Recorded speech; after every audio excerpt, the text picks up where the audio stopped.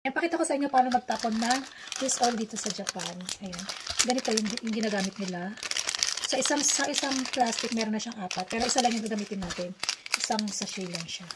Ihalo lang to sa, sa used oil. Ganito siya. Dapat mainit yung, yung mantika na pagbubuhusan ninyo.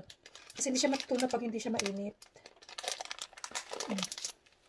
Bubuhos nyo lang siyang ganyan.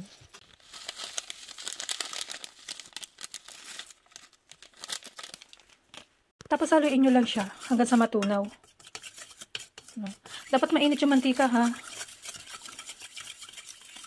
Ayan, pag natunaw na siya, hayaan lang natin siya lumamig.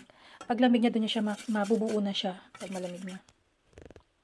Ayan, tumigas na siya. So, pwede na natin siyang tanggalin. Matigas na siya. Ayan.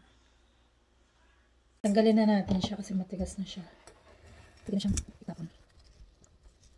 Ayan.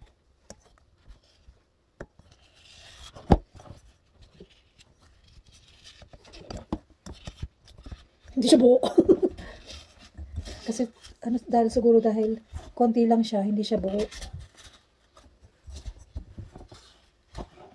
Ayan. Hindi siya buong talaga Pero okay lang yan, at least. Hindi siya, kasi konti lang kasi siya eh. Pero kung katulad, pag marami kasi siya talaga, makita mabubuo siya talagang gano'n na bilog. Eh, since hindi naman siya gano'ng karamihan, kaya siguro hindi siya nabuo ngayon. Napakaswerte ko naman, kaya naman nag-video ako, di ba?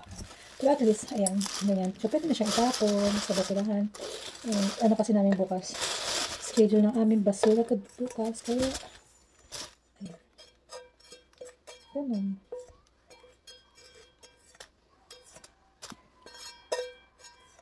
Usually, siya, nabubuo siya. Tapos, makukuha mo siyang bilog talaga.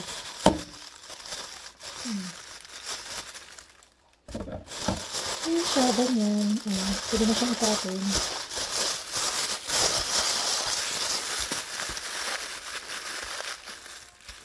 Ganun lang po.